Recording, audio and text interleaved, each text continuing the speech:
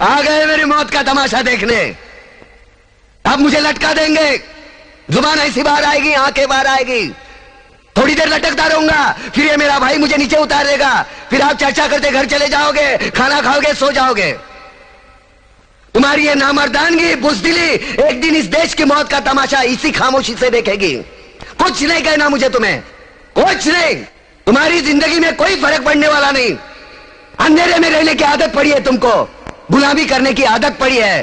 पहले राजा महाराजाओं की गुलामी की, फिर अंग्रेजों की, अब चंद गद्दार नेताओं की और गुंडों की। धर्म के नाम पर ये तुम्हें बहकाते हैं, तुम एक दूसरे के गले काट रहे हो। काटो काटो। ऊपर वाला भी ऊपर से देखता होगा तो उसे शर्म आती होगी, सोचता होगा मैंने सबसे खूबसूरत चीज बनाई थी, इंसान। इंसान नीचे देखा तो सब कीड़े बन गए, कीड़े। कीड़े रेंगते रहो, सड़ते रहो और मरो। आए और गए, खेल खत्म। क्यों जिए मालूम नहीं, क्यों मरे मालूम नहीं। कलम वाली बाई क्रांति लाना चाहती थी, कलम के जोर पर काले वर्तमान को खत्म करना चाहती थी। कौन समझा उसकी बात को? सब साले मुर्दे, जिंदा लाशें किसे जगाती वो? मैं जाग गया, कुछ अच्छा काम करके जा रहा हूं, सुकून है।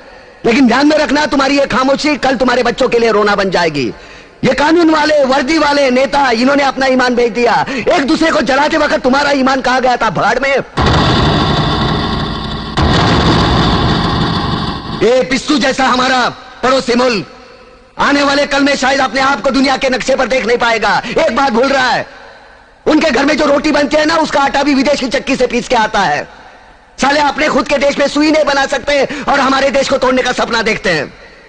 वो ये सपना देख सकते हैं क्योंकि उन्हें मालूम है ये मुर्दों का देश है। वतन के लिए किसी को कोई हमदर्दी नहीं है। इसे तोड़ना बिल्कुल आसान है। मैं हिंदू, मैं मुसलमान, मैं सिख, मैं फलाना, मैं ढिमका। एक लाठी को तो कोई भी तोड़ सकता है, लेकिन लाठी के भारे को तोड़ना मुश्किल है। मैंने बचपन में पढ़ा था, स्कूल में, तीसरी में। मैं क्यों समझा रहा हूं तुमको? क्यों समझा रहा हूं? पागल हूं मैं? भूसा भरा पड़ा है मेरे दिमाग में। क्यों बातें कर रहा हूं इन पत्थरों से? हंसो हंसो, खुशियां मनाओ। क्रांति की राह पर एक और कुत्ते की मौत मरने जा रहा है, कल कोई और मरेगा, हमें क्या? हम इसी तरह जीते रहेंगे, है ना? जियो भाई जियो, जैसे चाहिए वैसे जियो। मैं हिजड़े की जिंदगी जीना नहीं चाहता। ए ला, चल चल ला।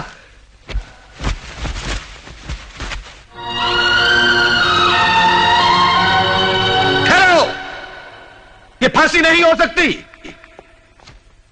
देशद्रोहियों के खिलाफ जो सरकार को सबूत मिले हैं, उससे साबित होता है कि प्रताप ने उनको मारकर देश का उद्धार किया है। इसलिए भारत के राष्ट्रपति ने उसकी सजा माफ कर दी है। ये रहे उसके कागजात।